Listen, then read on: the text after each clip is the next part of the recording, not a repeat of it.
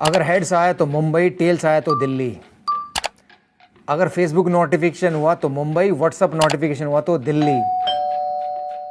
अगर खाने वाला हुआ तो मुंबई, दूध वाला हुआ तो दिल्ली।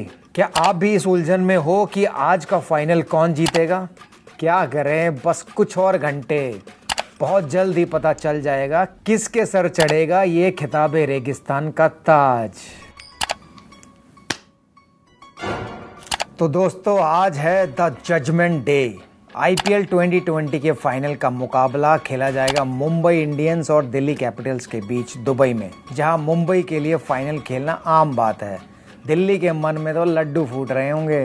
वो क्या है ना, पहली बार का इमोशन कुछ और ही होता है, चाहे वो पहला प्यार हो, पहली गाड़ी हो या पहला फाइनल ही क्यों ना हो। पर इससे पहले कि दिल्ली के सपनों का लड्डू फूट के पूरा नष्ट हो जाए, उनको एक या दो बातें सोच लेनी चाहिए। मुंबई का फाइनल में रिकॉर्ड बहुत बढ़िया रहा है, 5 में से 4 बार जीते हैं। इसी सीजन तीनों मैचों में मुंबई ने दिल्ली को बेफिक्र होकर मात दी है। क्वालिफायर में सनराइजर को हराने के बाद दिल्ली में कॉन्फिडेंस का इंक्रीमेंट तो हुआ होगा, पर मुंबई के सामने जीतने के लिए उनके सभी दांव सही गिरने होंगे।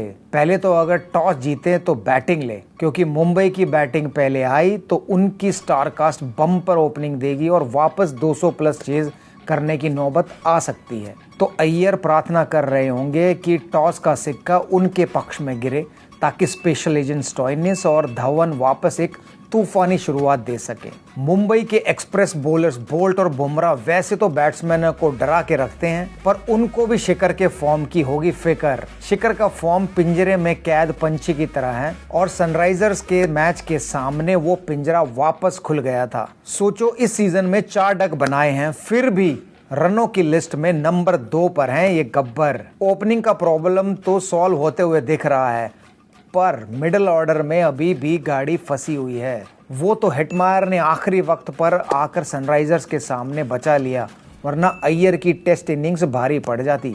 जब से मैंने पंत को एटम बम बोलना शुरू किया है, उन्होंने स्ट्राइक रेट के साथ पीस ट्रीटी साइन कर ली है। आखिरी मैच है भाई, एक धमाकेदार इनिंग्स तो खेल ले छोटे। बॉलिंग में हमने क्वालिफायर 2 में एक बार और देख लिया है कि रबाडा 1 से ज्यादा विकेट लेते हैं तो दिल्ली जीत जाती है। तो बस उनको यही मंत्रा फॉलो करना है। वैसे रबाडा की डायरेक्ट टक्कर बुमराह के साथ है पर्पल कैप की रेस में। क्या पता इस मैच के बाद जिसके सबसे ज्यादा विकेट हो, शायद उसी की टीम ट्रॉफी जीत जाए। दिल्ली की गेंदबाजी में मास्टर जी अश्विन को भी अपनी विद्या से मुंबई के बैट्समैनों को फेल करना होगा, जैसा कि उन्होंने क्वालिफायर 1 में किया था। मुंबई की भी बात कर लेते हैं। ये ऐसी टीम है जिसको आपने मौके की उंगली दी तो वो पूरा हाथ पकड़ लेती है और बांध भी देती है, ताकि आप कुछ ना कर पाओ। सबसे खास बात, इनके सबसे बड़े स्टार प्लेयर वड़ा पाव रोहित शर्मा इस सीजन ठंडे पड़े हुए हैं, पर इसका इनकी टीम पर कोई असर नहीं हुआ।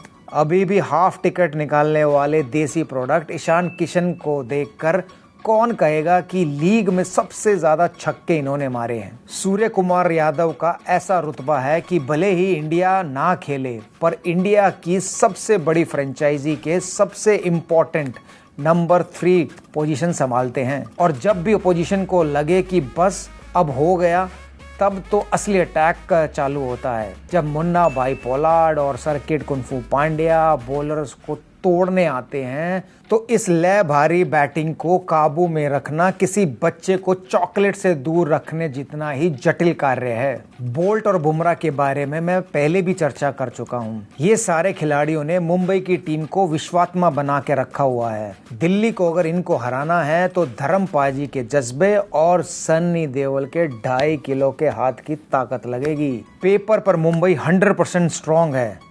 तो क्या होगी मेरी इस सीजन की आखिरी प्रेडिक्शन? मुझे लगता है कि शायद मुंबई ही चैंपियन बनेगी। मैं गलत भी हो सकता हूं, लेकिन मैं चाहता हूं दिल से कि कोई नई टीम जीते, यानी कि दिल्ली इस साल चैंपियन बने। ये लीग के लिए बहुत अच्छा होगा, क्योंकि दूसरी टीमों के लिए भी एक मोटिवेशन होगा कि कोई नई टीम चैंपियन बनी है तो हम भी जीत सकते हैं। और प्रेडिक्शन के बाद अब लेते हैं आपके सवाल और मेरे जवाब। मोहम्मद पूछ रहे हैं, पाजी इस सीजन का सबसे खतरनाक बॉलर कौन था? भाई अगर मुझे पिक करना हो इस सीजन का सबसे खतरनाक बॉलर, वो था बुमराह। अगर स्पिनर में पिक करना हो तो वो थे युजवेंद्र चहल। तो इन दोनों ने मुझे बहुत प्रभावित किया और मुझे सबसे खतरनाक बॉलर यही दोनों लगे। नीरज पांडा पूछ रहे हैं, वीरूपा जी आप कभी जल्दी आउट होते थे तो घर से भाभी जी की डांट पड़ती थी क्या? भाई मेरी बीवी को तो शौक इतना था नहीं क्रिकेट का, लेकिन मेरे माँ बाप मुझे ज़रूर डांटते थे कि बेटा थोड़े ज़्यादा देर खेल लेता तो हम तुझे टीवी में ज़्यादा देर देख पाते।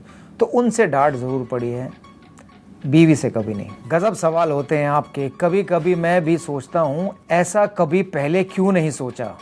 चलो अच्छी बात है, आप ऐसे ही सवाल पूछते रहो। आज का फाइनल देखना भूलना नहीं। कल एक चैंपियन टीम की बात करते हुए वीरू की बैठक इसी समय वापस जमेगी।